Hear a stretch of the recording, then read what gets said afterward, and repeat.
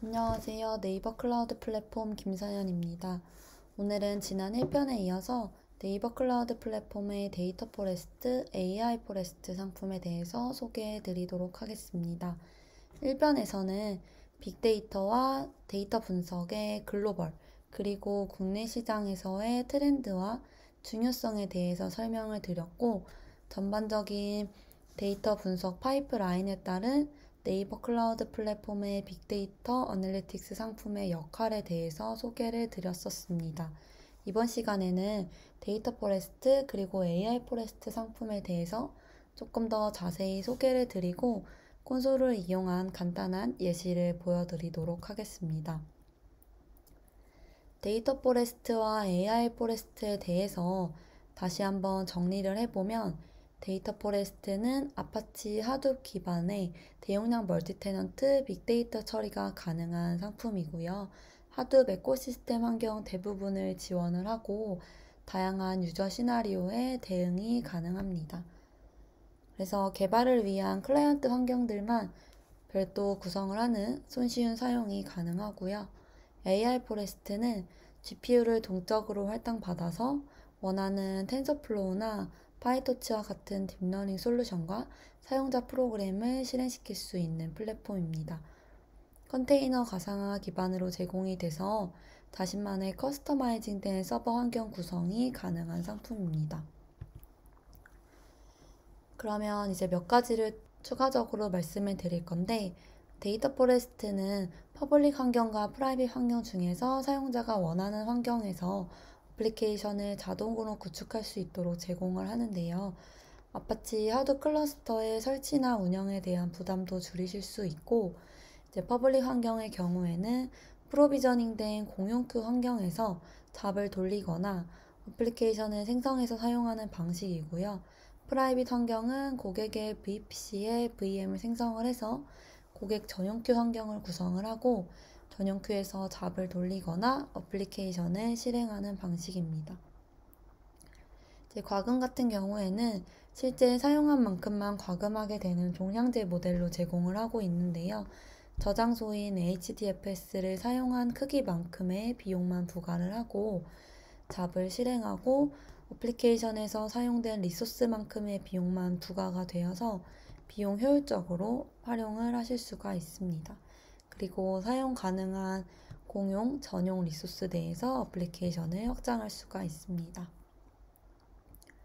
데이터 포레스트의 특징을 몇 가지 더 소개를 드리자면 우선 보안적으로는 커버로스를 지원을 해서 네트워크에서 암호 또는 다른 자격증명이 네트워크를 통해 전송되지 않도록 비밀키 암호화를 사용해서 강력한 인증을 제공을 하고요. 프라이빗 환경에서 사용 시에는 고객의 VPC 환경에서 구성이 되기 때문에 격리된 네트워크 환경으로 제공을 하고 있습니다. 이제 접근 제어나 어플리케이션 웹 UI는 아파치 레인저 인증을 통한 보안 기능이 제공이 되고요. 모니터링 같은 경우에는 어플리케이션 리소스 사용량, HDFS 사용량 등을 비롯해서 편리한 모니터링 환경을 제공을 하고 알람이나 로깅 등을 활용해서 신속하게 필요한 조치를 취하실 수도 있습니다. 태스크 실행 환경은 도커 컨테이너를 지원을 하고 개발 환경은 도커 이미지와 쉘 스크립트 JDK 8버전을 제공을 합니다. 이번에는 데이터 포레스트와 AI 포레스트에서 제공하는 컴포넌트에 대해서 설명을 드리도록 하겠습니다. 우선 데이터 포레스트는 용도를 데이터 저장, 데이터 분석 및 처리, 데이터 관리, 데이터 시각화 정도로 나눠볼 수 있을 것 같은데요. 데이터 저장에는 HDFS, HBase, 카프카, 오픈TSDB가 제공이 되고 데이터 분석 및 처리에는 스파크, 하이브 LLAP, 프레스토, 엘라스터치 등이 제공이 됩니다. 데이터 시각화에는 키바나, 제플린, 그라파나, 휴 등이 제공이 되는데요. AI 포레스트를 살펴보면 프레임워크에는 텐서플로우, 파이토치, 토치, 테아노, 카페가 제공이 될 예정이고 노트북으로는 주피터 노트북, 서빙으로는 웹서버와 인퍼런스 서버가 제공이 됩니다. 이제 각각의 제공하는 어플리케이션을 버전 정보와 같이 정리해 두었는데요. 각각에 대해서 좀 간단하게 말씀을 드리고 넘어가 보면 이제 탭은 데이터 포레스트에서 제공하는 모든 서비스에 대한 클라이언트 역할을 하는 앱입니다. 이제 HDFS의 명령어를 수행하고 스파크 잡을 제출하거나 HBase, 카프카에 대한 클라이언트 환경 구성을 하실 수가 있고요. 주피커는 HBase, 카프카, 엘라스틱서치 앱을 실행하거나 사용할 때 필요합니다.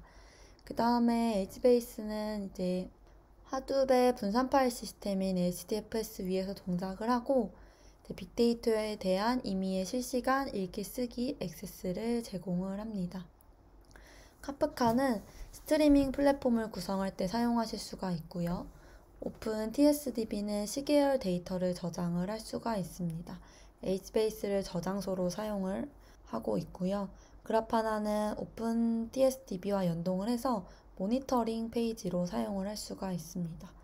그리고 휴는 파일 브라우저, 코드 에디팅, 잡 제출을 할 수 있는 인터페이스를 제공을 하고요. 그리고 이제 스파크 히스토리 서버 같은 경우에는 전용 스파크 히스토리 서버를 제공을 해서 자신의 수행한 잡만 모아서 볼 수가 있고요. 제플린은 코드 에디팅을 활용할 수 있는 인터페이스를 제공을 합니다. 그리고 프레스토는 이제 제공되는 프레스토 CLI로 바로 쿼리를 실행해 볼 수가 있고요. 마지막으로 엘라스틱서치와 키바나는 OSS 버전을 제공하고 있는데요. 키바나의 경우에는 엘라스틱서치에 대한 시각화 도구로 활용을 하실 수가 있습니다. 다음은 데이터 포레스트에 사용 가능한 에코시스템입니다. 데이터 포레스트에서 제공하는 HDFS는 네임노드 서버 정보를 이용해서 HDFS에 접근하는 대신에 HDFS의 논리 이름인 네임스페이스를 이용해서 접근을 합니다. 그리고 휴앱을 이용해서 파일 업로드와 파일 다운로드가 가능하고요. 하이브는 하둡 기반으로 동작하는 SQL 쿼리 엔진입니다.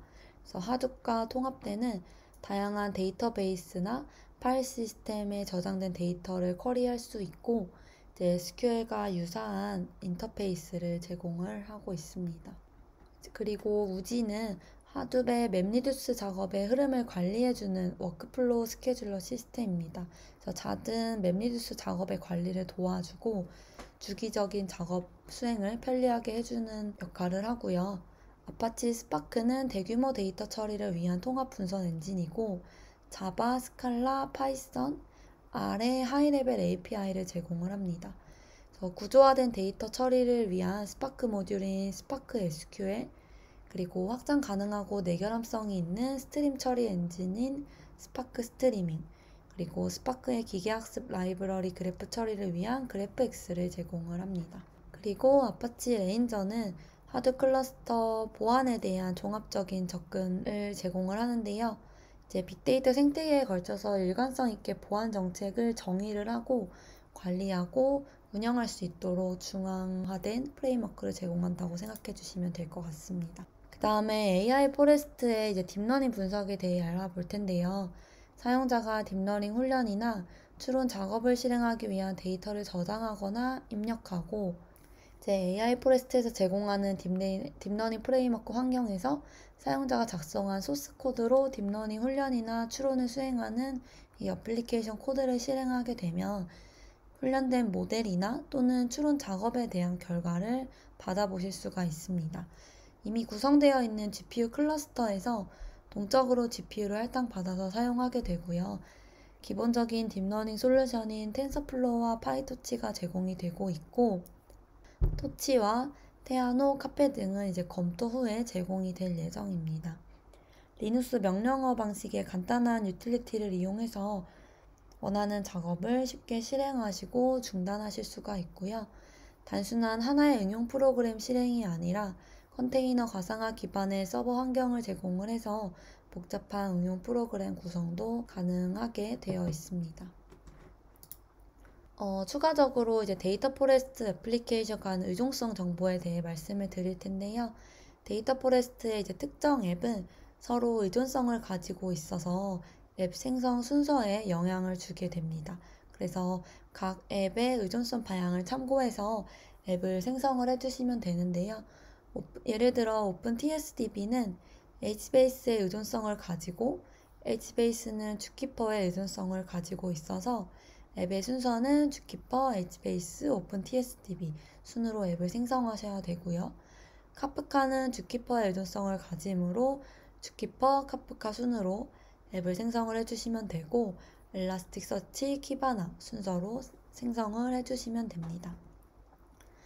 그리고 또 다른 화살표는 앱 간의 연동 가능 방향을 나타낸 것인데요. 앱을 생성했을 때 제약이 있는 것은 아니지만 서로 연동해서 사용할 수 있는 앱을 나타내는 거라고 봐주시면 될 것 같습니다. 그러면 이제 데이터 포레스트의 주요 워크로드인데요.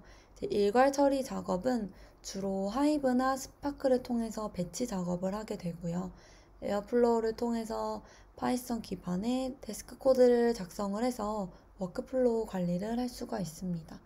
대화형 탐색이나 분석이 필요한 경우에는 프레스토, 스파크 등을 사용을 해서 처리를 할 수가 있고요. 실시간 데이터의 경우에는 카프카를 통해서 수집된 데이터를 스파크 스트리밍을 통해 실시간 처리나 분석이 가능합니다. 그리고 데이터 시각화의 경우에는 제플린이나 서드파티 도구 등을 통해서 데이터 시각화가 가능하게 되고요. AI 포레스트의 주요 워크로드를 보면 먼저 가공된 데이터를 준비를 하셔서 HDFS로 업로드를 수행을 하셔야 되고요. 텐서플로우 등에서 제공하는 이 딥러닝 프레임워크의 도커 이미지를 딥러닝 어플리케이션으로 생성을 하셔서 업로드한 데이터를 기반으로 모델을 개발하시고 생성하시고 검증을 해주시면 됩니다.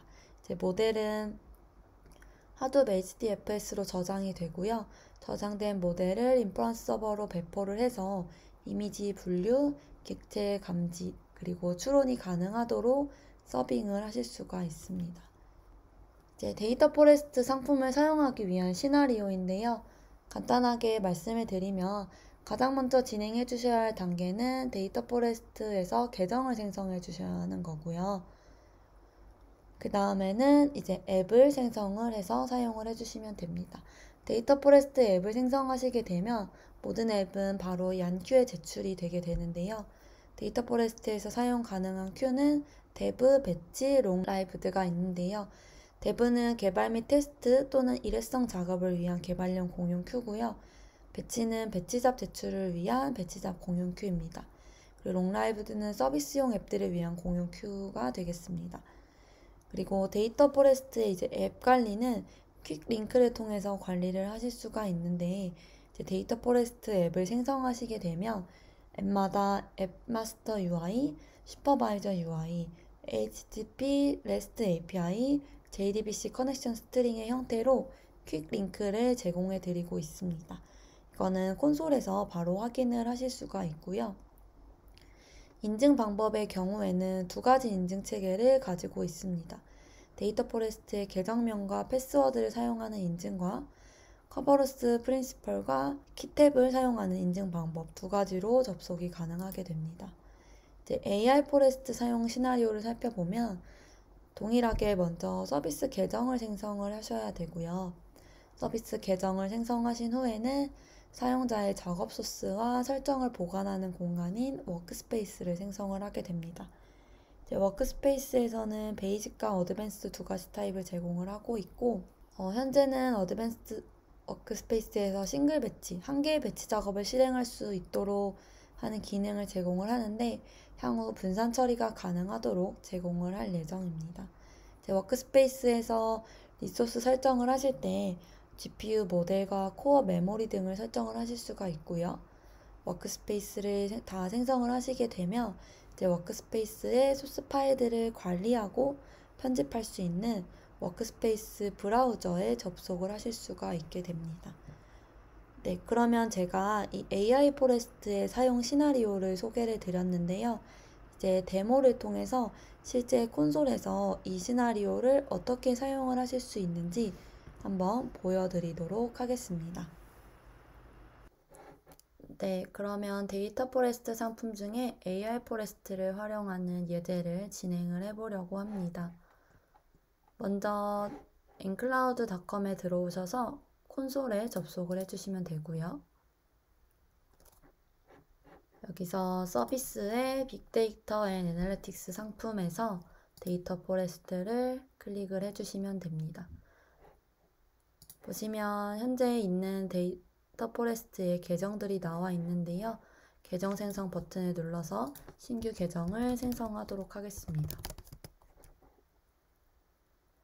앱에서 사용하게 될 계정의 이름을 넣어주시면 되는데 클러스터 내에서 고유한 값이어야 하기 때문에 중복 확인 버튼을 클릭해서 중복 여부를 확인을 해주셔야 되고요. 계정 패스워드를 입력해 주시고 생성 버튼을 눌러주시면 됩니다.